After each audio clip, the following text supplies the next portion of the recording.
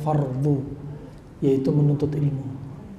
Setelah ibadah fardu, yang terbaik adalah menuntut ilmu.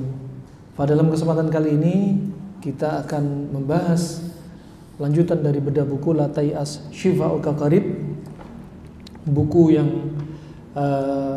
mayoritas pada buku ini diantaranya ada bimbingan untuk kita tetap sehat, ya, baik dari fisik ataupun iman, ya, baik juga selain itu juga masalah psikis.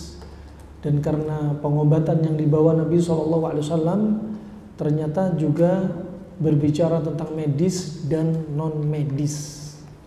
Perlu Anda sadari, kalau Anda telaah dari kedokteran klasik Yunan, dari Hippocrates, kemudian para dokter yang hidup di zaman Nabi, sampai dokter di zaman sekarang, mereka sepakat bahwasanya mayoritas penyebab kematian adalah, nih, kalau dari sisi fisik yang mereka sepakat, dari sisi medis ada dua. Dari sisi medis diantaranya dari sebab dari luar dan sebab dari dalam. Sebab dari luar termasuk apa? Faktor terbesar orang yang sakit dan cepat wafat adalah karena makanan. Faktor dari luar. Sedangkan faktor dari dalam, faktor terbesarnya adalah karena apa kira-kira? Psikis. Ya, psikis. Nah, ini sepakat nih orang klasik dan modern.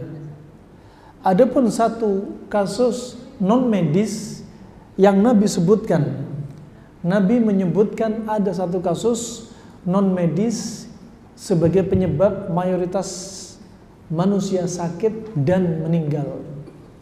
Sudah disebutkan Nabi dalam riwayat At-Tayalisi, At-Tahawi, juga riwayat Imam Muslim. Sabda beliau SAW, inna aktsaran nasi mautan ba'da qada'i wa ba'da qada'illahi wa qadarih, ay bisababil ain. Banyak sekali manusia yang meninggal, wafat setelah qada dan takdirnya Allah. Meninggalnya karena apa? Karena ain, pandangan mata yang jahat. Nah, ini penyakit medis dan non medis yang mayoritas manusia terjatuh dalam malapetaka, baik sakit ataupun meninggal. Kita lanjutkan insyaallah pertemuan kali ini. Kita akan masuk pada halaman berapa? Nah, 24, 25. Kita sudah sebutkan sebelumnya tentang definisi sehat, definisi sakit, faktor penyebab penyakit, ya, faktor penyebab penyakit juga kita sebutkan, ya. Kemudian juga tentang penyakit ada syubhat, ada syahwat, ya. Juga kita telah sebutkan penyakit juga ada fisik, ada non fisik seperti syubhat dan syahwat, ya. Sebelum kita lanjutkan pada halaman 25 ada satu pertanyaan insyaallah. Ada satu pertanyaan. Nanti yang bisa jawab dapat buku ini insyaallah. Nah, ini bukunya masih baru dikupas saja ini. Baru plastiknya dibuka. Nah, silahkan. Punya dua bisa dikasihkan hadiah ke siapa ya? Ke tetangga kah atau siapa? Pertanyaannya dulu. Untuk mendapat kuis, sebelum ditanya silakan angkat tangan. Menunjukkan berani dulu gitu loh. Nah, ada yang siap menjawab, angkat tangan dulu. Materinya nggak lepas dari kemarin, ya. Nah, silakan ada yang angkat tangan. Tatut katanya. Baik, sekarang saya kasih pertanyaannya, tapi tolong yang paling cepat langsung saya kasih wewenang untuk bisa jawab. Ya, siap-siap ya. Tekan bel yang ada di meja kalau mau jawab. Pertanyaannya, Sebutkan definisi sehat menurut kedokteran Cina. Masya Allah. Apa Bu? Enak makan. Sehat itu Adalah enak makan, enak tidur, sama perasaan. enak perasaan. Iya, betul. Enak makan. Jelaskan, berarti kalau sebelum makan minum obat sakit mah sehat apa enggak? Enggak sehat. Setelah makan minum obat kolesterol berarti? Nah, kemudian enak tidur. Ciri-ciri enak tidur, kalau yang enggak enak itu kayak apa? Gelisah, terus minum obat penenang, terus sering pipis. Nah, itu berarti enggak sehat. Ya, semalam pipis bisa 5 kali, berarti enggak sehat. Nah, kemudian enak perasaan, itu enak perasaan.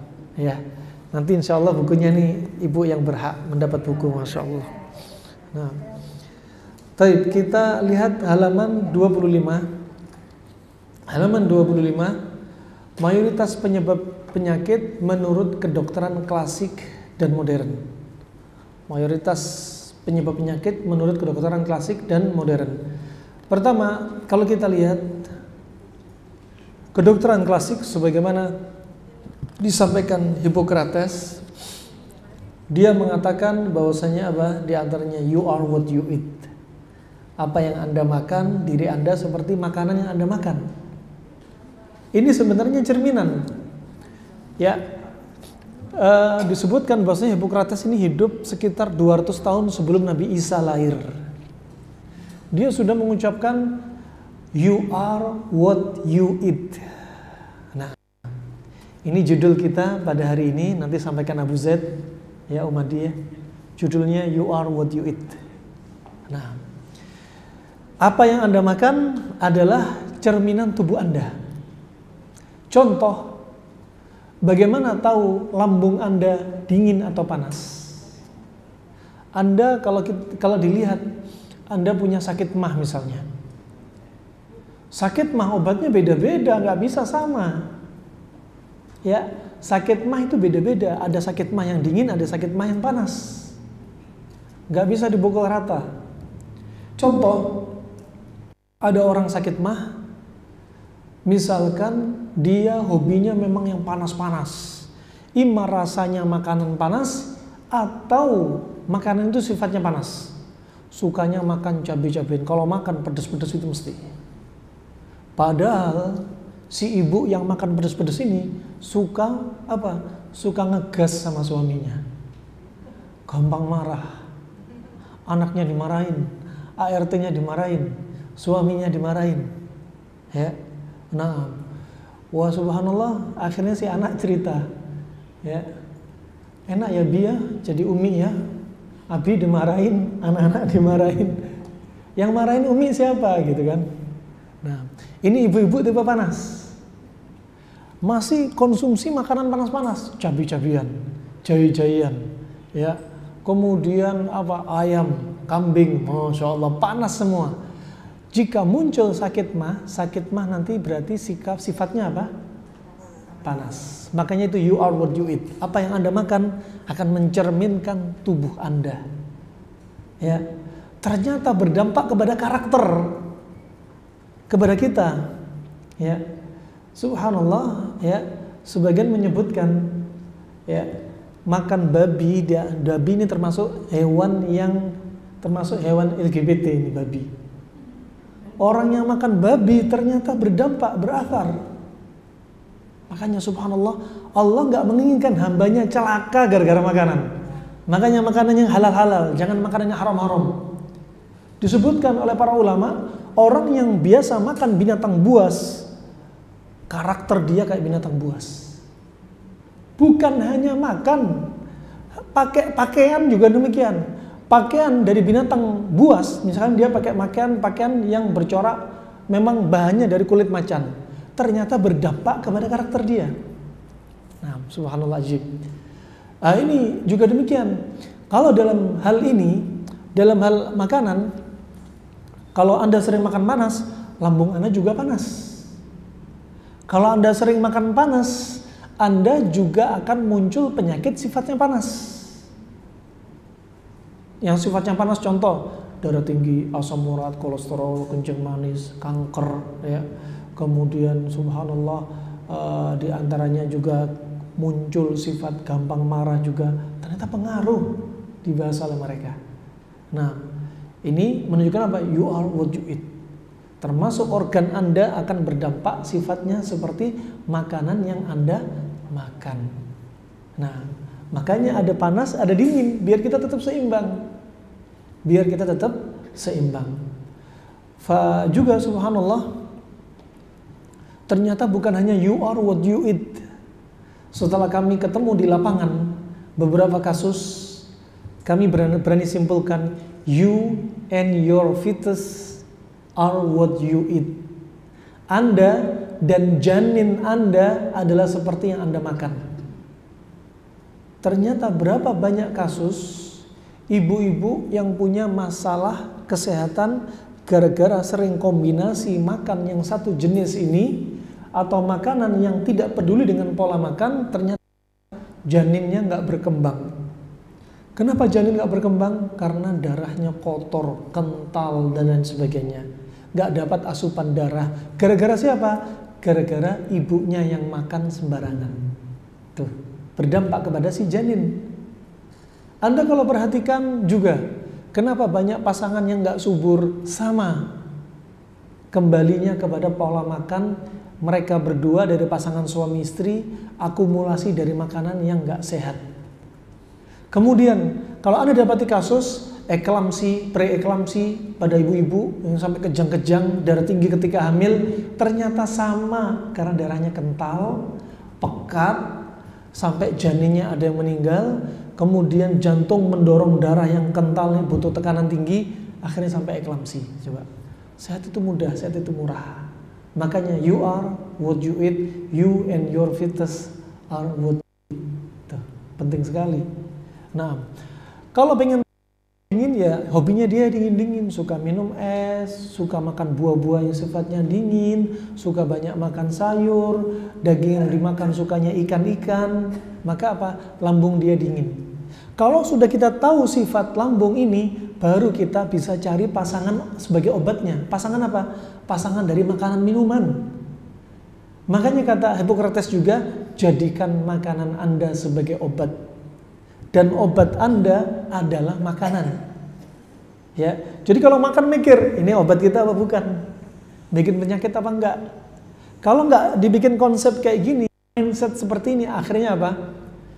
Kalau Anda tidak menjadikan makanan Anda sebagai obat, maka obat di apotik akan menjadi menu makanan Anda.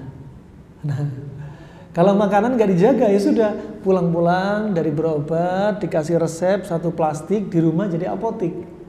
Nah, sebelum makan minum obat, setelah makan minum obat, sebelum tidur minum obat sakit mah, ya habis itu minum obat penenang, pengencer darah, ya Allah, semua ada. Nah, masih tambah obat untuk sarafnya, kasih vitamin, Masya Allah. Masih Masya Allah pipis tertarik, kasih obat biar bisa pipis-pipis, subhanallah, ya kan? Makanya jadikan makanan Anda sebagai obat. Obat Anda ya makanan Anda. Ketika Anda sakit, ya makanan Anda jadikan obat lagi. Kenapa? Karena penyebab mayoritas penyakit pada diri Anda karena makanan, obatnya juga makanan. Ya. Kenapa? Kalau Anda seandainya sakit, katakan sakit mah, Anda berobat ke Sinsei, dikasih herbal mah, berobat ke akupunkturis, ditusuk jarum, berobat ke refleksi, ditusuk-tusuk kakinya, berobat dengan pijet totok punggung, tulang punggungnya dipijit-pijit, tapi makanan Anda belum berubah. Hakikatnya Anda belum mengobati penyakit Anda. Anda hakikatnya belum mengobati masalah kesehatan Anda. Percuma tak berguna. Ya, wa ila ada manfaatnya Anda berobat, ya, dikasih herbal, diterapi ini membaik, tapi membaik sampai kapan? Sampai efek obat itu habis. Kalau efek obat habis akan balik sakit lagi. Kenapa? Karena hakikatnya sakit belum dihilangin dengan apa? Makanan tadi. Ya, yang ibu-ibu sering keputihan, Masya Allah, pergi dikasih obat nistatin, permisi, berendam, permisi. Ada yang pakai daun sirih misalkan, sembuh. Iya, sembuh karena ada obat. yang digunakan. Ketika obat berhenti akan keputihan lagi. Kenapa? Nih sebabnya belum diobatin. Makanya apa? Jadikan makanan Anda sebagai obat. Kalau Anda sakit, makanan Anda adalah obat Anda. Jadi nggak usah jauh-jauh. Wong penyebab mayoritas penyakit 90% makanan, berarti obatnya ya 9% harus makanan dong. Nah, itu yang harus kita sadari. Nah, coba kita perhatikan, kita tadabburi ya dari firman Allah Subhanahu wa taala sebagai bahan tadabbur. Coba Allah berfirman,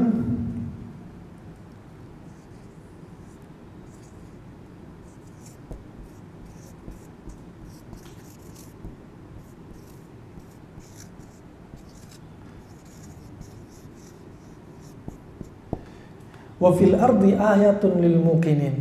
Ayat selanjutnya ya.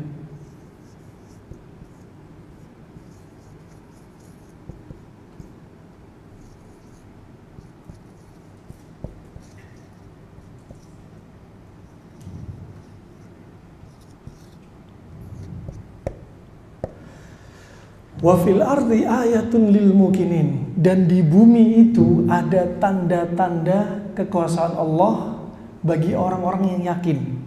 Di bumi. Di bumi itu ada apa? Ada tanaman, ada air, ada batu, ada tanah, ya, dan lain-lain. Wa fi anfusikum, ini bumi. Wa fi anfusikum, siapa anfusikum? Diri Anda. Pada diri Anda ada apa? Lihat karakter diri Anda seperti apa. Lihat sifat tubuh Anda apa. Lihat wa fi anfusikum, kemudian apa? Anda gemuk kurus, ya, sehat apa sakit juga. Lihat pada diri Anda dan lain-lain, perlu ditadabburi. Subhanallah. Wa fil ardi ayatun lil muqinin. Ya, contoh di sini pada diri Anda, lihat sakitnya.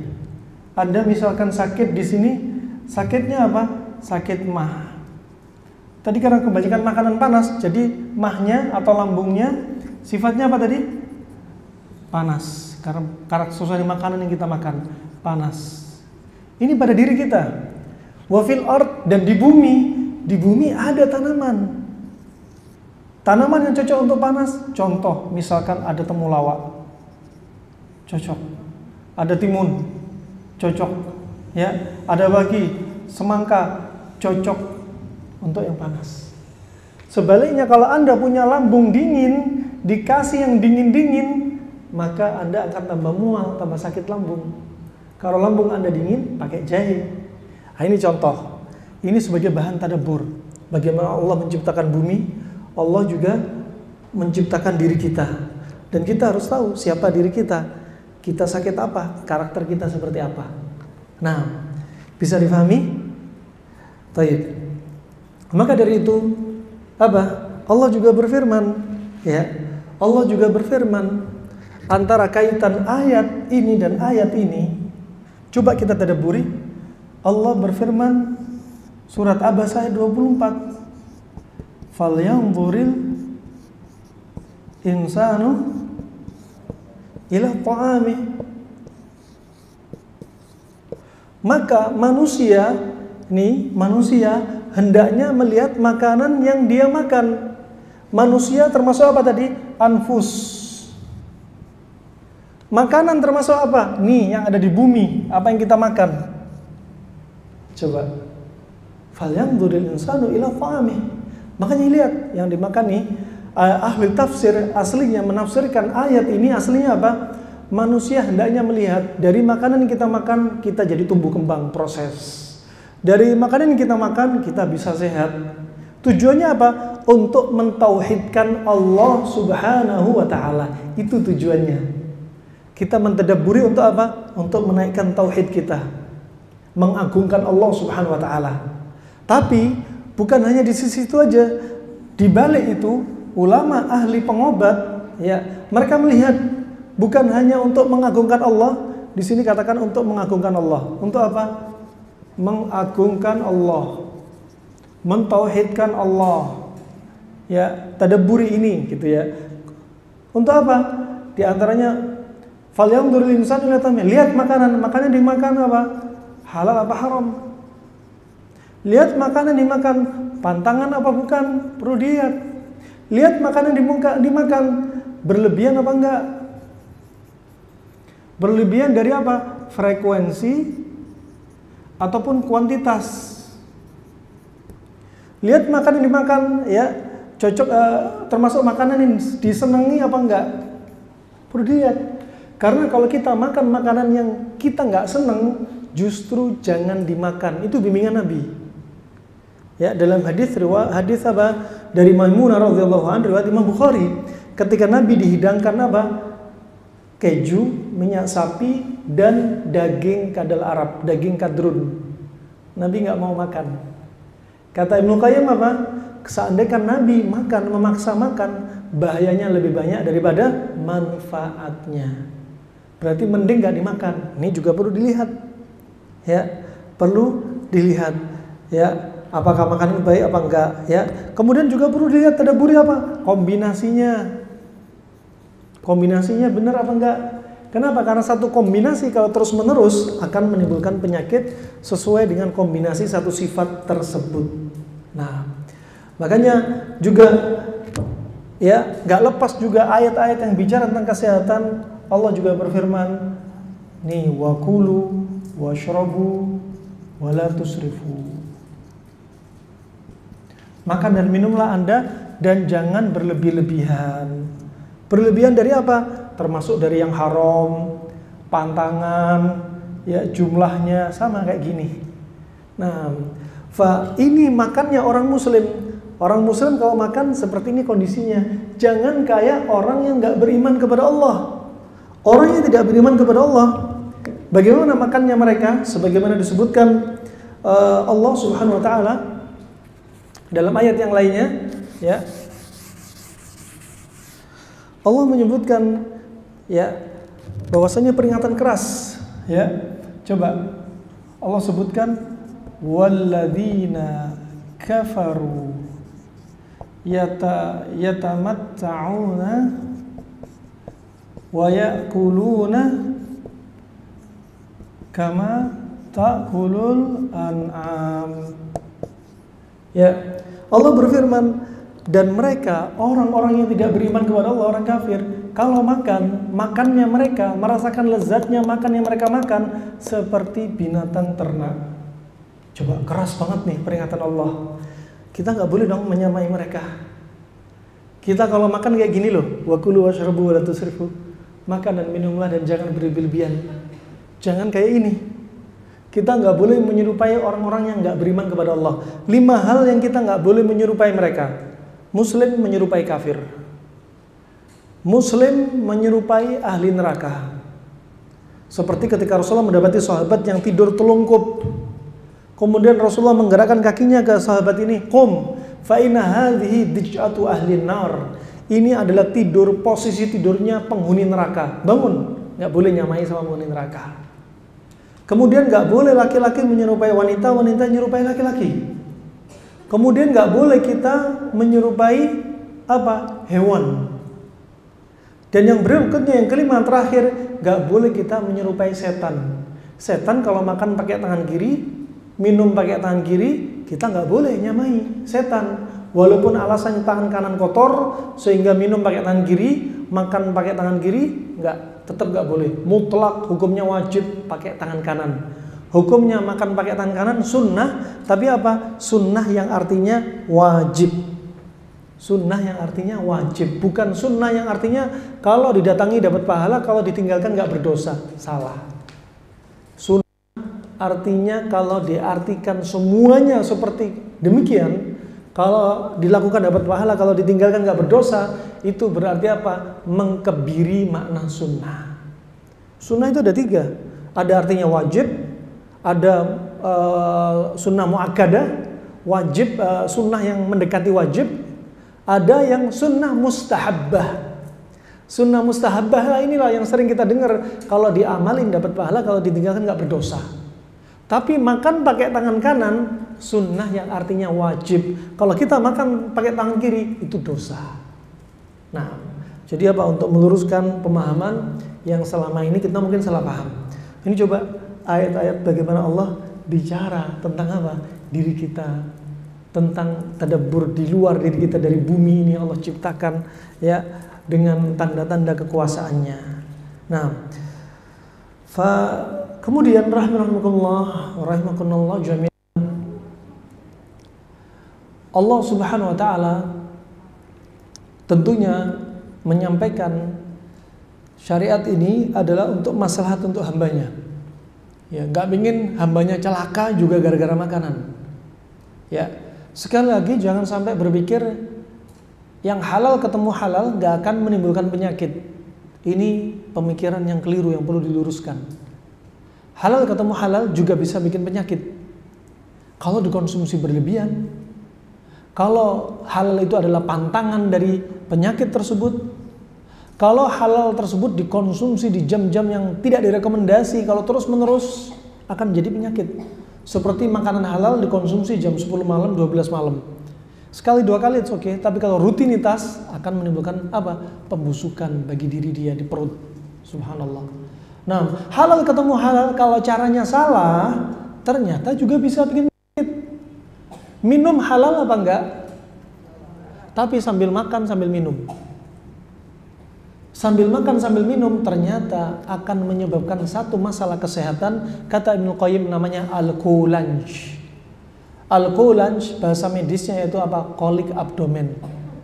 Nyeri perut yang sangat hebat, ya. Kita ulas apa sih al-qulanj? Contoh untuk orang yang mengatakan udah halal ketemu halal itu apa? Nggak nimbulin penyakit, ternyata perlu dilurusin ucapan ini, ya. Halal ketemu halal bisa bikin penyakit dari sisi apa tadi? Kombinasinya sering salah, di jam-jam yang nggak direkomendasi, konsumsi berlebihan, ya, baik berlebihan dari jumlah atau frekuensi, ya. Contoh juga halal ketemu halal kalau cara konsumsinya salah. Contoh cara konsumsi salah halal ketemu halal. Ini lambung, ya, lambung. Ini ada katup, namanya sphincter pylori. Sphincter pylori atau bahasa Arabnya famul me'dah. Ini baru duodenum. Ini sempit sekali. Terus dia makan, habis makan disimpan di sini, keluar 5 enzim, ya, untuk menghancurkan, belum hancur, sambil makan sambil diguyur air minum. Berarti makanannya hancur belum? Kalau belum hancur setengah utuh, 2/3 utuh, 1/3 utuh, akhirnya berjubel di sini, berdesakan di sini. Akhirnya yang rusak apa? Sphincter pylori. Jika rusak akan muncul dalam bahasa Arab klasik namanya al-qulanj. Atau bahasa medisnya kolik abdomen. Ininya rusak, nyeri sangat hebat. Bisa jadi kena GERD juga. Nah, nih pola makan salah. Ternyata apa? Caranya salah juga bisa bikin penyakit. Coba. Sambil makan sambil minum, habis makan langsung minum. Nah, ini rahimakumullah jami'an. Kemudian yang berikutnya, kalau kita lihat hadis Sallallahu Alaihi Wasallam dari hadis Al-Miqdam bin Ma'di Karib, bahwasanya beliau telah bersabda dalam riwayat Imam Tirmidzi, Imam Ahmad, Ibnu Majah, Al-Hakim, kata beliau sallallahu alaihi wasallam, "Ma mala adamiyun wi'an syarran min batn." Tidaklah anak Adam memenuhi wadah yang lebih buruk daripada perut. Ya. Perut ini memang sarang nih. Nah, bihasbi bini Adam, cukuplah bagi Adam, ya, cukuplah bagi anak Adam makan itu beberapa suap saja sampai tulang punggung tegak. Jadi makan itu cukup apa? Sampai tulang punggung tegak. Dikatakan apa? Hanya beberapa suap. Ini yang bilang siapa? Nabi. Berarti kata Ibnu Qayyim, kebutuhan makan primer manusia bukanlah dengan 4 sehat 5 ajib. Ternyata apa? Kebutuhan makan primer kita hanyalah cukup sampai punggung tegak. Itu, ya. Nah, coba kita ulas sekarang. Untuk meluruskan, ternyata ulama Islam sudah bicara tentang kebutuhan makan manusia. Ya, bukan hanya ilmu ekonomi, ilmu biologi, tapi ulama klasik sudah mendahului orang-orang di zaman sekarang. Ya, ulama yang mendalami ilmu agama bukan berarti mereka orang yang tertinggal dari urusan dunia. Ibnu Qayyim menyebutkan kebutuhan makan itu ada 3, kata Ibnu Qayyim. Ibnu Qayyim, ya.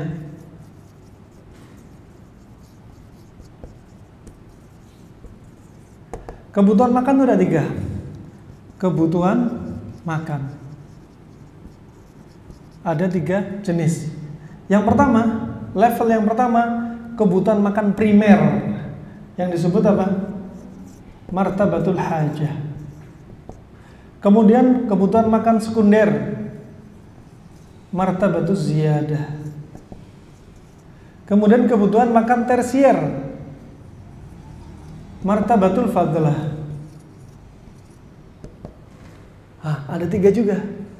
Kebutuhan makan primer disebutkan Ibnu Qayyim dari hadis tadi, Al-Miqdam bin Ma'di Karib, bahwasanya kebutuhan makan primer diambil dari hadis Nabi, disimpulkan dari hadis Nabi apa? Bihasbi ibni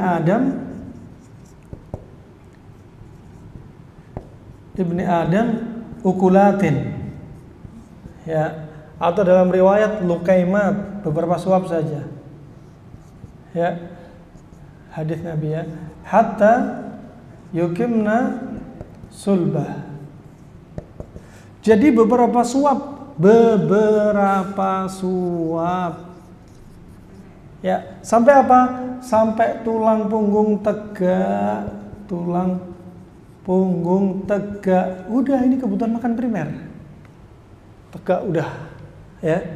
Nah, subhanallah, contoh terkait dengan ini, kebutuhan makan primer dalamnya ini juga contoh yang lainnya, hadis yang lainnya, hadis Aisyah. Ini hadis siapa tadi? Hadis Al-Miqdam bin Ma'di Karib. Ya. Kemudian yang berikutnya jadi apa? Hadis Aisyah. Riwayat Ibnu Majah. Ini riwayat siapa tadi? Tirmidzi, ya, Ahmad dan yang selainnya. Ini hadis Aisyah riwayat Ibnu Majah. Ketika apa? Ketika Aisyah badannya kurus, ya, nikah dengan Rasulullah masih sangat muda belia, ya, 9 tahun, ya. Subhanallah, badannya kurus. Ibunya bikin resep adonan biar Aisyah badannya berisi. Ya, kenapa? Tobiatnya kaum laki-laki nggak suka wanita yang badannya kurus kering. Ibunya bikinin adonan biar Aisyah badannya berisi. Kemudian dibikinkan adonan dan semua resep uminya nggak ada yang sukses. Setelah itu Aisyah badannya tiba-tiba berisi. Tanyalah kepada Aisyah, si ibunya ini, "Mada akalti ya Aisyah? Apa yang kau makan wahai Aisyah?" Kata Aisyah apa? "Akaltu mimma akala bihin Nabi." Aku makan sebagaimana Nabi makan. Waktu itu Aisyah sering makan apa sama Nabi waktu itu? Katanya apa? Rutob. Itu apa? Rutob, kurma basah. Kurma rutob ditambah timun. Ini yang sering dimakan. Aisyah badannya kurus. Kemudian kata Aisyah apa? Fa asmantu bi ahsani saman. Aku menjadi gemuk ideal. Menunjukkan di sini Aisyah bukan hanya sekali makan kurma rutob sama timun, tapi sering, berulang-ulang. Dan Aisyah menjadi gemuk ideal bukan karena 4 sehat 5 ajib, tapi hanya karena kurma rutob dengan timun. Gajah saja nggak makan ayam, nggak makan kambing bisa gemuk, ya. Macan saja nggak makan sayur, nggak kena asam urat, ya. Macan aja masya Allah juga bisa seger, ya. Tapi kita bukan macan, bukan gajah. Makanya ada panas, ada dingin, ya. Ini ya bisa ditadaburi, ya. Jadi jangan salah paham Kebutuhan makan primer itu harus 4 sehat 5 sempurna. Ada susu, ada ikan, ada nasi, ada sayur, ada ini itu. Enggak. Justru kalau kebanyakan warna-warni, terlalu banyak, nanti masuk hadits Nabi. Apa kata Nabi SAW? Syiraru ummati. Coba, hadis sahih. Kata Nabi apa? Umatku yang paling buruk. Siapa mereka? Alladzina ya'kuluna bi alwanit ta'am, yang makan, kalau makan itu warna-warninya banyak banget. Syuf, hati-hati. Ada ayam, ada kambing, ada bebek, ada ikan asin, ada telur asin, ada tahu, ada tempe. Semuanya lengkap, dibikin itu sehat. Ternyata nggak tambah sehat. Bahkan Nabi sebutkan syiraru ummati. Bahkan itu sumber penyakit, mencelakakan diri sendiri. Nah, bisa difahami? Lagi-lagi hadis Nabi SAW yang lainnya terkait kebutuhan makan primer. Kebutuhan makan primer, walaupun primer kayak gini pun jangan makan sampai kenyang pula. Ya, jangan makan sampai kenyang. Makanya Nabi bersabda apa? Ketika ada seorang sahabat yang selepas makan sendawa. Orang Jawa bilang gelegean. Habis makan, permisi ya. Ini lagi makan bareng nih. Ada suaranya. Gimana perasaan bapak ibu-ibu coba?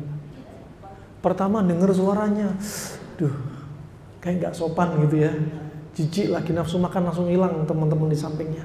Kedua, itu keluar aroma dari perut, menciumlah. Telinga kita dengar aroma mencium, belum lagi suara sendawa tadi, bakteri masuk mulut kita, hidung kita juga jadi apa? Nggak nyaman. Oleh karena itu apa? Setelah sendawa 3 kali, Nabi akhirnya marah. Menunjukkan ini bukan adab yang baik. Kufa'anna jusya'ak, hentikan sendawa kamu dari kami. Cegah sendawa kamu dari kami. Marah Rasulullah. Kemudian apa kata Rasulullah? Inna aktsaran nasi ju'an, inna aktsaran nasi syaba'an fid dunya, hum atwaluhum ju'an fil akhirah. Orang yang di dunia sering makan sampai kenyang, maka di akhirat mereka adalah orang yang laparnya paling panjang. Nah, ini bisa 2 makna. Makna pertama, artinya orang yang sering kenyang, artinya apa? Mereka jarang puasa. Arti yang pertama. Arti yang kedua, sering kenyang, memang dohir lafadznya kenyang. Setiap makan mesti kenyang. Imam Nawawi mengatakan, orang yang membiasakan dirinya makan sampai kenyang, hukumnya makruh. Makan kenyang itu boleh, tapi kadang-kadang. Ya, pernah Abu Hurairah makan sampai kenyang, dihidangkan susu yang cuma sedikit, susu kambing cuma sedikit, diperas sedikit, tapi kemudian dengan keberkahan yang Allah jadikan pada tangan Rasulullah, susu ini bisa untuk diberikan pada 350 sahabat minum sampai kenyang. Nah, sampai kata Abu Hurairah, ya Rasulullah, inilah ajudu maslakan. Ya Rasulullah, aku sudah nggak dapat jalan lagi perut untuk minum susu ini ya Rasulullah. Artinya apa? Makan sampai kenyang boleh, tapi apa? Jangan jadikan rutinitas. Ya, yang nggak boleh kenyang ekstrim. Ya, amat sangat kenyang sekali.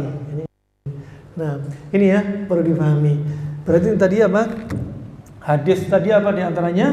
Ya, makan, kebiasaan makan sampai kenyang. Ini juga keluar. Berarti apa? Jangan kenyang-kenyang, jangan terlalu sering. Ya. Kemudian martabatuz ziyadah, kebutuhan makan sekunder. Apa? Lanjutan dari hadis Al-Miqdam bin Ma'di Karib tadi. Hadis yang mana? Yang lafadznya tadi apa? Ya, fa in kana la mahalah, kalau ternyata makan beberapa suap masih nggak cukup, dikasih rukhsah, dikasih keringanan dari Nabi. Apa kata Nabi? Fa thuluthun li ta'ami, ya. Li ta'ami, ya, maka sepertiga untuk makanan, ya, sepertiga untuk makanan, sepertiga minuman, sepertiga untuk nafas. Ini yang perlu kita pahami. Ini kebutuhan makan primer, kebutuhan makan sekunder. Kebutuhan makan tersier yang bagaimana? Orang yang suka ngemil dan ngemol, ya. Setiap hari habis bilang, kamu makan banyak nggak? Saya makannya sedikit, ngemilnya yang banyak. Nah, ini juga salah. Dan disebutkan dalam riwayat yang sahih, Nabi SAW sehari makan hanya 2 kali.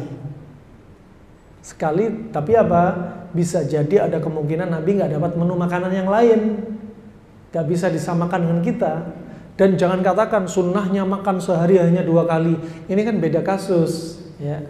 Nah, nggak bisa kita katakan sunnahnya makan 2 kali, nggak bisa.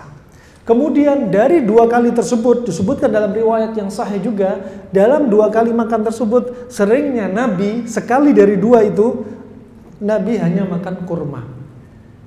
Nabi hanya makan kurma.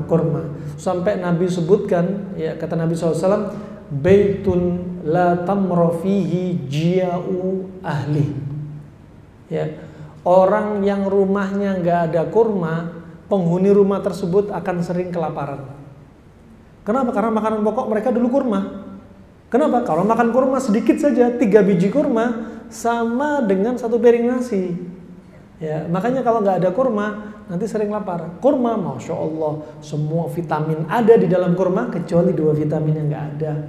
Ya, mineral juga masya Allah, juga saking lengkapnya itu apa yang ada di dalam kurma. Nah, ini rahimana wa rahmakumullah jami'an. Kemudian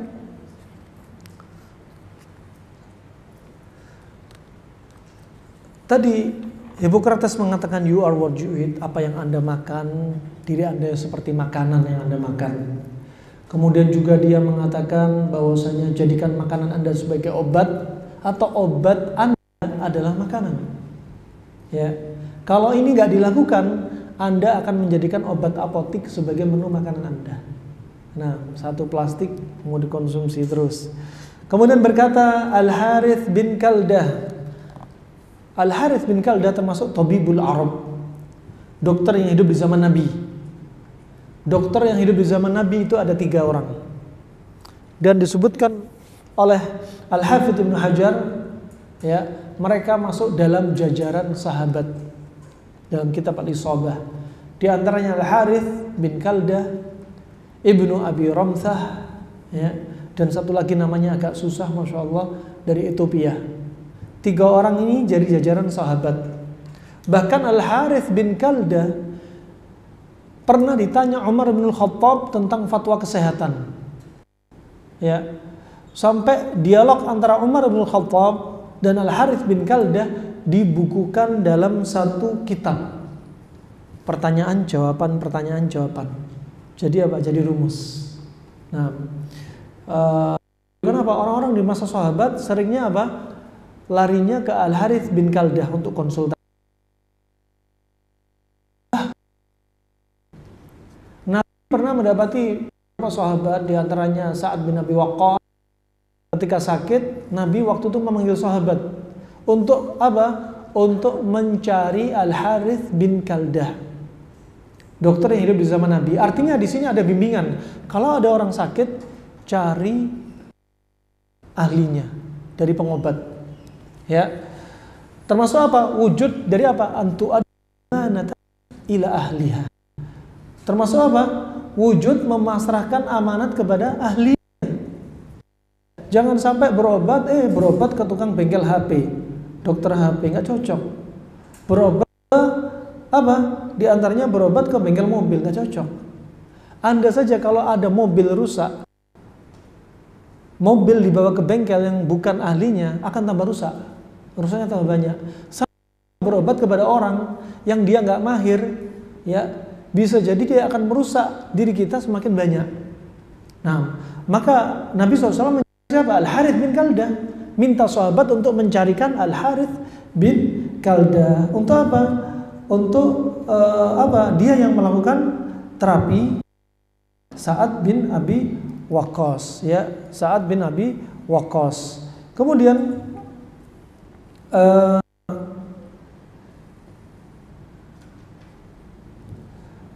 yang berikutnya,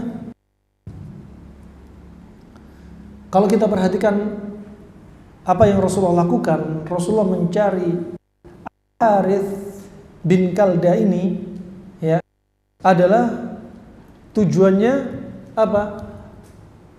Untuk mencari orang yang paling mahir. Sampai kata para ulama, diantaranya kalau Anda ketemu di antara 2 dokter untuk Anda ingin berobat, cari satu dari dua itu yang paling. Ini termasuk bimbingan, Sekali lagi termasuk apa? Termasuk mencerminkan atau mempraktekkan ayat dari surat An-Nisa ayat 58 ini. Yang Allah sebutkan apa? Yaitu innallaha ya'murukum an tu'addu al-amanati ila ahliha wa idza hakamtum bainan nas an tahkumu bil 'adl. Ya, mempraktekkan apa ayat ini? Apa? An tu'addu al-amanati ila ahliha. Yaitu apa?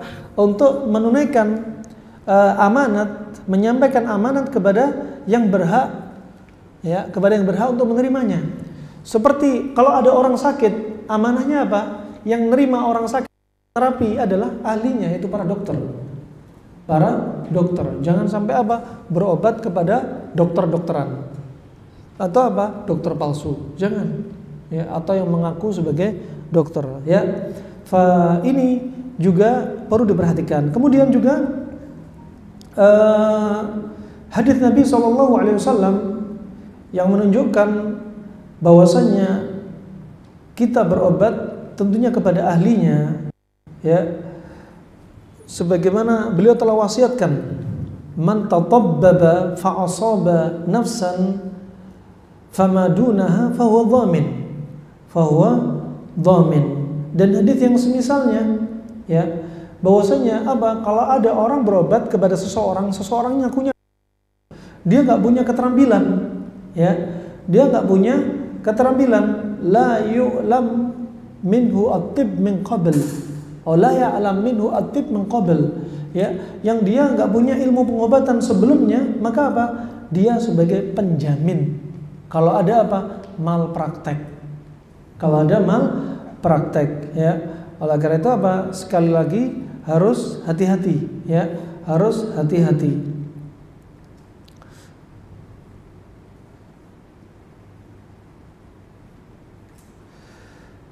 Ini termasuk ahkam ilmu pengobatan, ya, ahkam dari ilmu pengobatan, ya.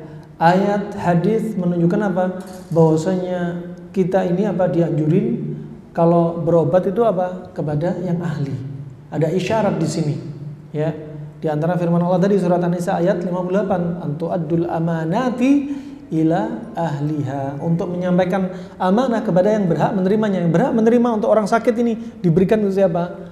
Yaitu kepada ahlinya, seperti dokter, para pengobat, terapis yang jelas faham. Siapapun mereka, apapun seni pengobatannya yang jelas faham, ya. Ya, wa illa masuk hadis yang diriwayatkan Abu Dawud, Imam Nasa'i, Ibnu Majah dari Abdullah bin Amr, man tatabbaba wa la yu'lamu minhu tibbun fahuwa dhamin. Ya, barang siapa yang tatabbaba, mereka praktek ilmu pengobatan, ya, tapi apa? Dia sebelumnya nggak tahu pengobatan, nggak ada riwayat belajar, nggak tahu terapi ini dan terapi itu, nggak tahu cara mendiagnosa, ya. Apa? Kalau ada malpraktek, sekali lagi fahuwa dhamin, maka dia sebagai penjamin, ya. Maka ini, ya, sangat penting sekali. Maka di zaman para sahabat 3 orang pengobat ini termasuk apa? Jagonya. Bahkan Al-Harits bin Kaldah dijuluki dengan titel apa? Tabibul Arab, dokternya orang Arab, ya. Dokternya orang Arab. Ucapan dia diantaranya, ucapan hikmah dari dia, al-himyatu ra'sudda wal ma'idatu baitudda wa awwidu kulla jismin ma'tad. Ya, kata Rasulullah kata Al-Harits bin Kaldah, ini bukan hadis, ya, tapi ucapan Al-Harits bin Kaldah, bukan hadis Nabi.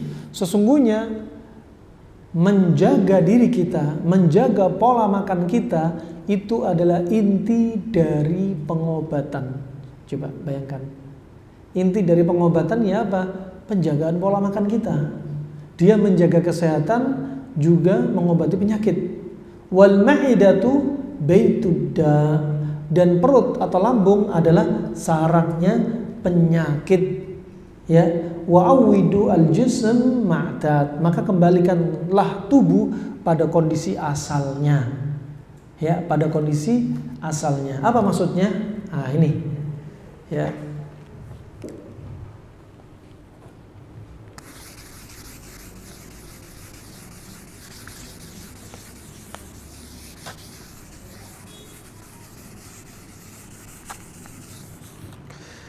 Tadi disebutkan Al-Harith bin Kaldah. Ucapan saya apa? Al-Harith bin Kaldah, Tabibul Arab. Dia mengatakan al-himyatu ra'sud dawa wal ma'idatu baitud da wa awidu al-jism ma'tad. Perut itu adalah sarangnya penyakit. Perut sarang penyakit, dan menjaga pola makan,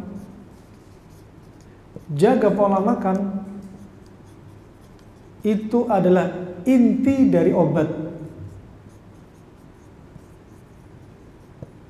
Ya. Kalau perut kita sering makan panas ketemu panas, akan muncul penyakit panas. Kalau perut kita sering diisi dingin ketemu dingin, akan muncul penyakit dingin. Nah, terus dia katakan tadi apa? Wa awidu al-jism ma'tad. Kalau sudah kondisi seperti ini, kata dia, kembalikanlah tubuh pada kondisi asalnya. Kembalikan kemana? Kembali ke sini. Ini kondisi asal. Kembali ke sini. Ya, makanya kalau ada penyakit panas, ya, makanan minuman sifatnya apa? Obatnya dingin.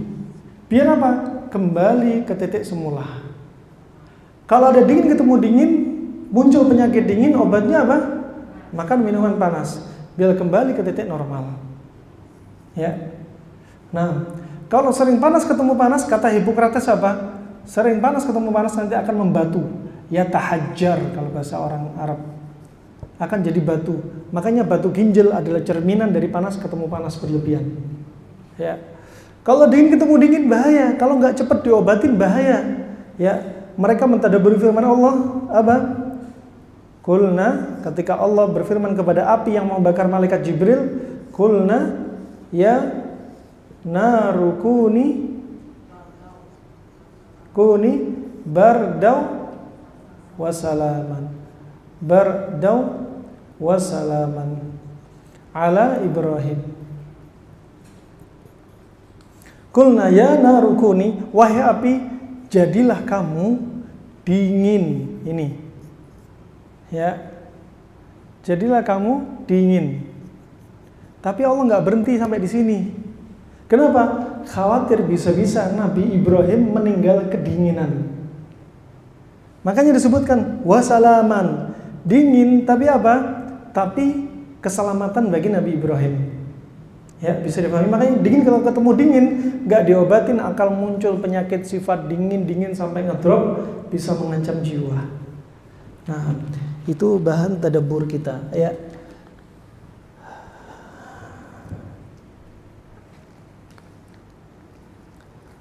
Toib. Maka sekali lagi apa? Your health is your choice. Kesehatan Anda adalah juga pilihan Anda. Ya, Anda sehat sakit, Anda punya andil sebab. Jangan ketika sakit, subhanallah, ada yang sakit stroke, kena ada yang kena rematik sampai bengkak benjol-benjol kakinya kayak apel, kayak. So kalau sudah sakit bilangnya apa? Alhamdulillah, ini semua takdir Allah. Allah sudah menakdirkan saya kayak gini. Bila yang makan siapa? Yang disalahin Allah. Allah nggak makan, Allah nggak minum, Allah nggak tidur, Allah nggak ngantuk. Nah, datang kita ada seorang yang berbuat maksiat, ketika ditanyai, dinasihati Umar bin Khattab, apa kata laki-laki ini? Aku berbuat maksiat karena memang takdir Allah. Ya. Kemudian Umar mengambil pelepah kurma, dipukulin dengan keras laki-laki ini. Pukul, kata laki-laki ini, kenapa kamu pukul saya? Karena saya mukul kamu juga takdir Allah. Jawaban telak langsung dipraktekkan sama Umar bin Khattab. Sama kita sakit, jangan murni nisbatkan semua ini karena sudah dicatat sama takdir Allah. Allah jadikan takdir, tapi apa? Allah jadikan sebab juga. Orang sehat tetap ada sebabnya. Orang sehat gampang sakit ada sebabnya. Orang sakit nggak sembuh-sembuh ada sebabnya. Orang sakit cepat sehat juga ada sebabnya. Ya, kalau dia nggak mengambil sebab, kata Syekh Ibnu Utsaimin, sama dengan dia menafikan hikmah Allah. Dia mencela hikmah Allah.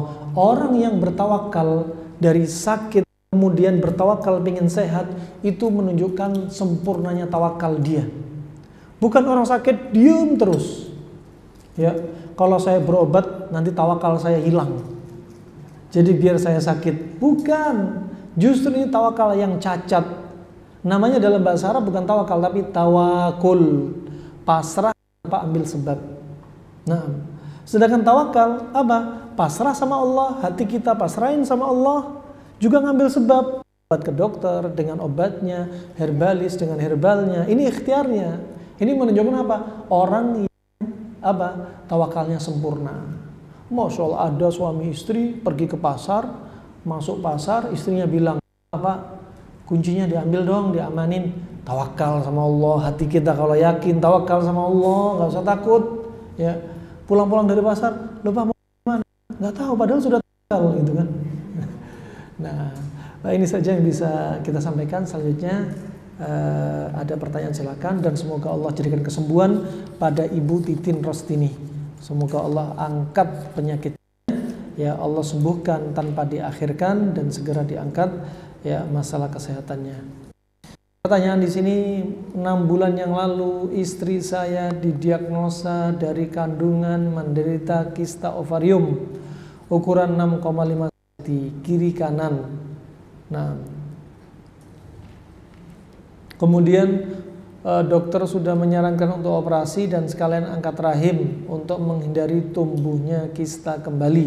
Di kemudian hari tapi keluarga menolak. Makanan atau obat tradisional apa yang dapat menghilangkan ataupun mengecilkan kista tersebut, dan terapi apa yang diperlukan, misalnya apakah dan berapa bulan sekali.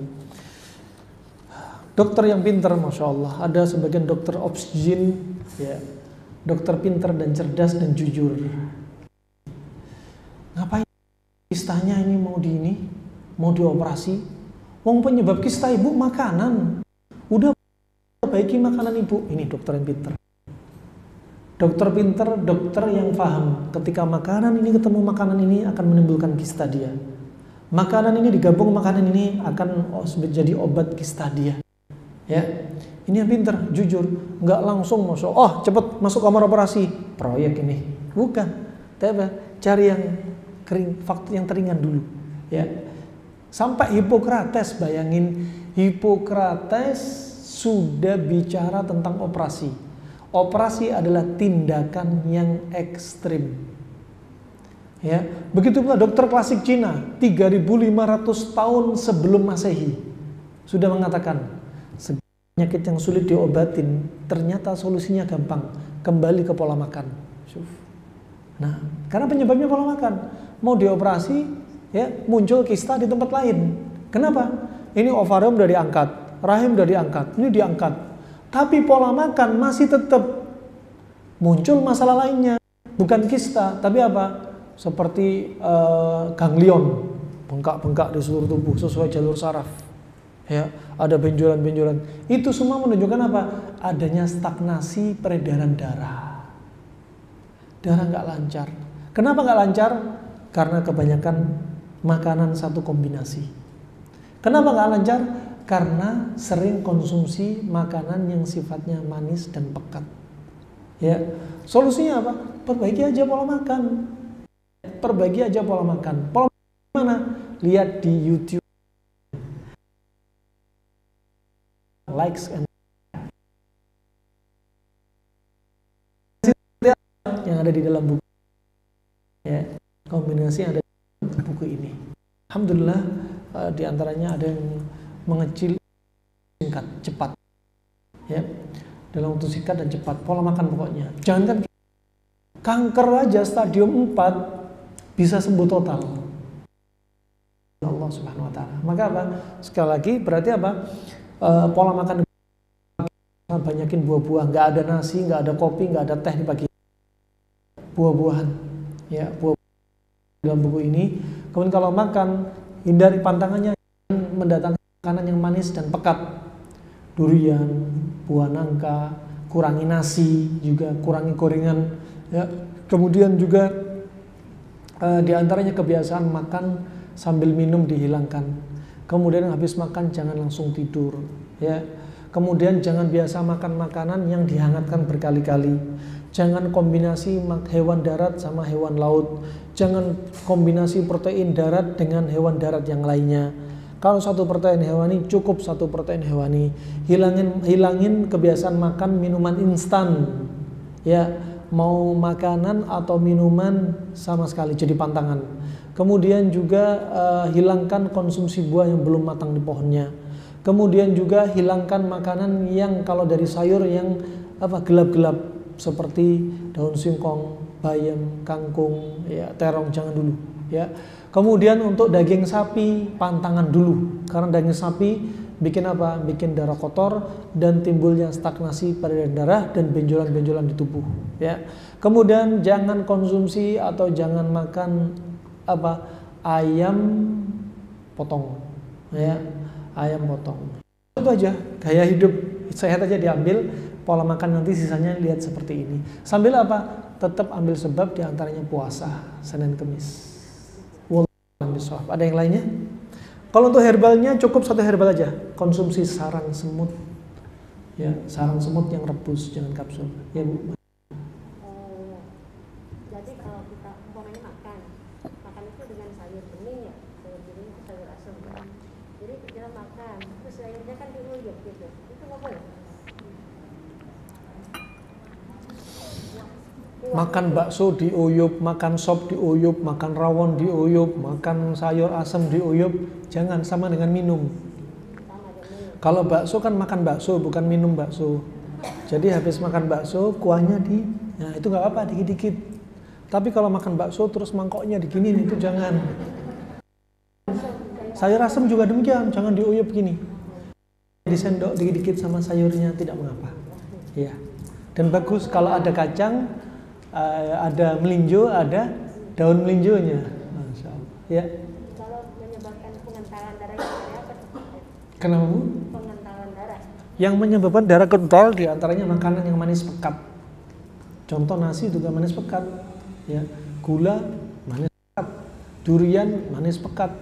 Kemudian daging sapi juga bikin darah kotor. Ya, kalau ada pengentalan darah jangan makan daging sapi, produk kayak apapun modelnya. Ya, kalau terpaksa makan daging sapi, kangen sama daging sapi, mau steak mau bakso, silahkan, cuma jangan sering-sering dikasih penawarnya. Kata Ibnu Qayyim penawarnya apa? Jahe, bawang putih, merica. Itu. Nah, ada yang lainnya? Bismillah. Mari, Bu.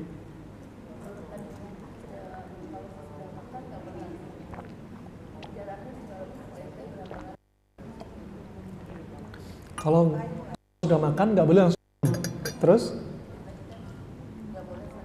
Terus minumnya kapan gitu? Minum kapan? Minimalnya setengah jam setelah makan, minimalnya. Lebih dari itu lebih bagus. Sehingga apa? Makanan betul-betul dihancurkan di lambung. Yang jelas jangan sampai lupa minum. Kalau habis makan lupa minum, loh kok air kemiku warnanya kuning banget ya? Oh iya lupa minum. Sebenarnya minum itu nggak harus 1,5 liter, 2 liter, nggak harus. Kenapa? Karena pada kuah yang Anda makan air, terus buah-buahan yang Anda konsumsi air. Jadi standarnya bukan minuman berapa liter, bukan. Air kemih kita aja lihat. Kalau air kemih kita keruh berarti kurang. Kalau air kemih kita putih terus tiap hari berarti kebanyakan air dan tubuh Anda dingin. Jadinya apa? Jadi karakter kayak air dan sukanya kalau diajak kemana-mana, sukanya bilangnya mager, malas gerak. Kenapa? Kebanyakan dingin.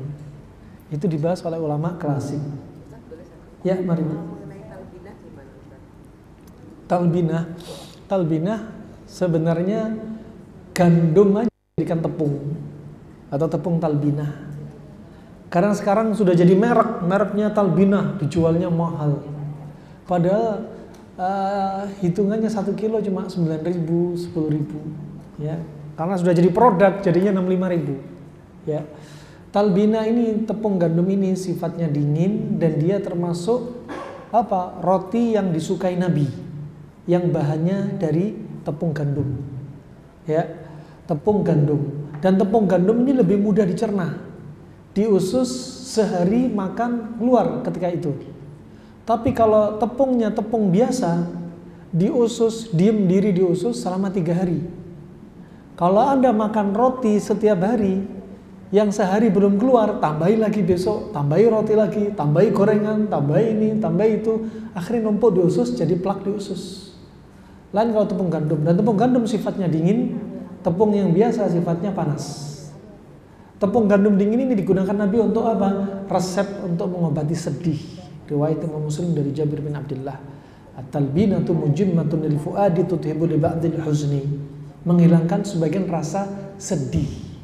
Ibu-ibu lihat ya, kalau ibu-ibu punya teman ngeluh, ibu-ibu ini ngeluh, ya Allah, mataku kok ini ya kabur sekarang, aku berdenging, kepalaku keliengan, sekarang gampang pipis. Anehnya sekarang kok gini terus ya, gemeter terus. Ini ginjalnya sudah lemah banget. Kenapa? Karena sedih. Sedih mungkin masalah rumah tangga, sedih karena masalah pendapatan, ya. Sedih karena mikir dosanya sendiri, sedih karena sebentar lagi sudah usianya menginjak 50 tahun, maunya sweet 17 lagi, ya. Sedih mukanya sudah gak glowing lagi gitu kan. Wah, subhanallah, alhasil akhirnya apa? Sedih ini apa? Menghilangkan tenaga di ginjal. Makanya Nabi Yakub matanya apa? Buta.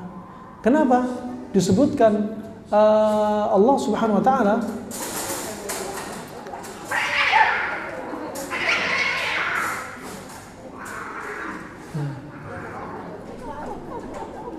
itu rebutan perempuan tuh kayaknya itu yang di belakang. Ada. Mari Bu. Saya mau bicara mengenai pengalaman saya sendiri. Ya, mari. Saya pernah terjangkit penyakit eksim. Eksim, ya. Saya sudah ke dokter 3 kali, dokter kulit. Nah, tidak sembuh-sembuh. Ternyata ibu sedih. Udah stres tuh. Karena itu kan kayak jorok gitu. Iya. Terus gatalnya luar biasa. Lalu saya ketemu sama orang Cina, harus ke kota suruh makan daging ular. Saya ke kota, ke Mangga Besar. Iya. Ke kota. Iya. Terus yang makan juga banyak-banyak inilah banyak sayur ramek. Karena saya juga terpaksa karena saya mau sembuh. Iya. Setelah saya makan, pertanyaan saya itu kan panas dan entah itu halal atau enggak atau haram atau enggak, saya nggak tahu karena saya itu obat, saya pikir. Saya minum hanya 1 kali makan, rontok sembuh semua. Jadi pertanyaan saya itu apa hukumnya? Yang dimakan apanya? Itu dagingnya, tengahnya ada. Tapi ular itu langsung langsung dari hidup. Yang dimakan apanya? Yang dari ular hidup. Ular. Yang dimakan dagingnya, limpahnya atau apanya? Dagingnya. Jadi seperti sup, banyak dahenya. Rasanya gimana? Kayak banyak dahenya sup. Saya juga makannya ngekluk gitu. Tapi enak nggak? Enak nggak enak karena saya mau sembuh, karena sudah putus asa. Kenyal ya? Iya, ini nggak kayak dada ayam putih. Iya. Tapi kontan sembuh. Iya. Karena saya sembuh, saya punya karyawan gatal-gatal. Saya bawa ke sana sembuh juga. Jadi itu pertanyaan saya hanya 1 kali. Iya. Itu binatang panas, entah haram entah enggak, tapi saya tutup obat. Iya. Terus pertanyaan saya seperti itu, haram atau gimana, tapi sembuh. Itu binatang yang haram untuk dimakan. Iya. Termasuk daging biawak. Iya. Daging biawak ada itu. Ayam, ada biawak, ada monyet. Biasanya daging biawak itu juga untuk mengobati penyakit kulit, bahkan kadas kurap pakai daging biawak. Ya, yang kulit-kulit kayak gini juga pakai ular juga memang dipakai sama mereka. Sekali lagi, kalau dalam sisi dalil syariat, ya, innallaha la yaj'al syifa mimma alaih. Allah nggak menjadikan kesembuhan bagi yang Allah haramkan dari makanan minuman.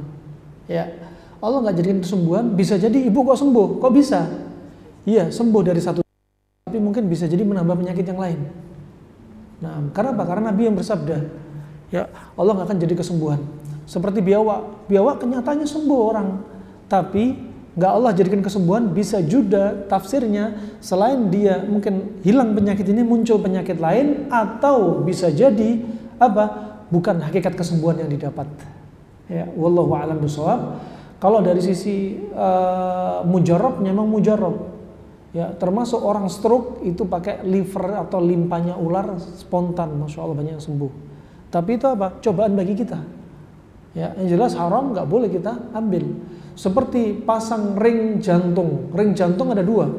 Satunya bahannya logam, satunya berbahan dari bahan dasar babi. Kalau bahannya logam harus diganti 20 tahun sekali. Kalau bahannya babi seumur hidup. Coba kalau ada orang kena ini, kalau nggak dipasang ring nanti kemungkinan besar akan cepat Allah yarham. Ya, pilih mana ini? Mau logam 20 tahun sekali loh operasi lagi loh nanti. Kalau babi, wah ini nyaman nih seumur hidup. Itu betul-betul fitnah. Pilihan, tinggal kita pilih yang ini atau pilih yang itu. Kembali kepada iman kita. Sekali lagi kalau ada seperti ini, jangan dinasihatkan untuk belanja ular juga. Ya.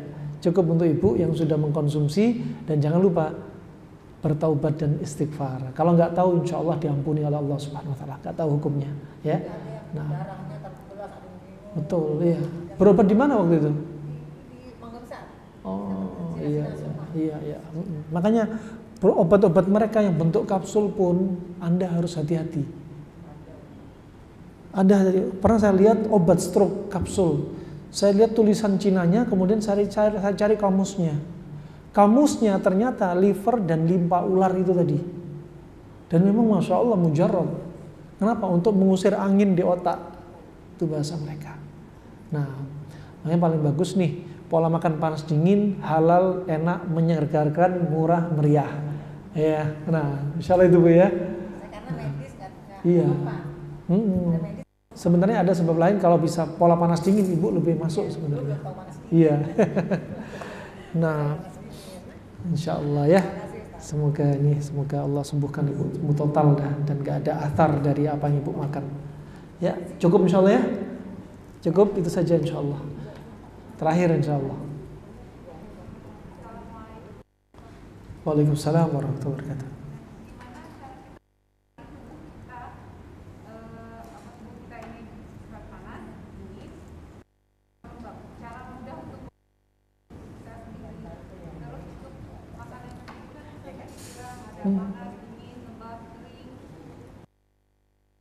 Ya.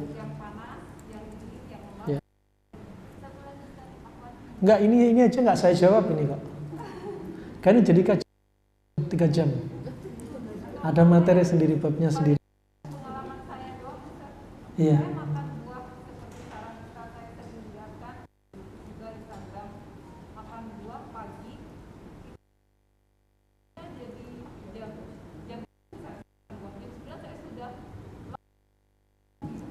Enggak, awal-awal aja. Ini aja dulu, belum biasa. Kita biasa informatika, semangkatika udah makan siang. Kalau mau makan lagi nggak apa-apa, yang ringan-ringan Mas Ian. Jadi kalau lapar lagi jam lagi aja. Buah nggak apa, buah sirsa, buah yang lain nggak apa-apa. Kan yang ketika manis-manis itu yang ketika perut kosong. Kalau sudah berikutnya kan perut sudah terisi, makan nggak mau masam nggak apa-apa. Ya, insya Allah itu aja Bu ya. Jawab karena materi tersendiri itu. Jadi daurah kapan hari? Daurah di Taman Mini 2,5 jam kalau nggak salah untuk jawab pertanyaan tadi. Itu saja. Semoga bermanfaat untuk kita. Semoga Allah sembuhkan orang sakit di antara kita. Semoga Allah jadikan kita al-afiyah. Allah berikan kepada kita hidayah, taufik dan istiqamah ya untuk bisa menjalankan ketaatannya. Kita tutup berdoa kafaratul majelis. Subhanakallahumma bihamdika asyhadu an la ilaha illa anta astaghfiruka wa atubu ilaik. Wassalamualaikum warahmatullahi wabarakatuh.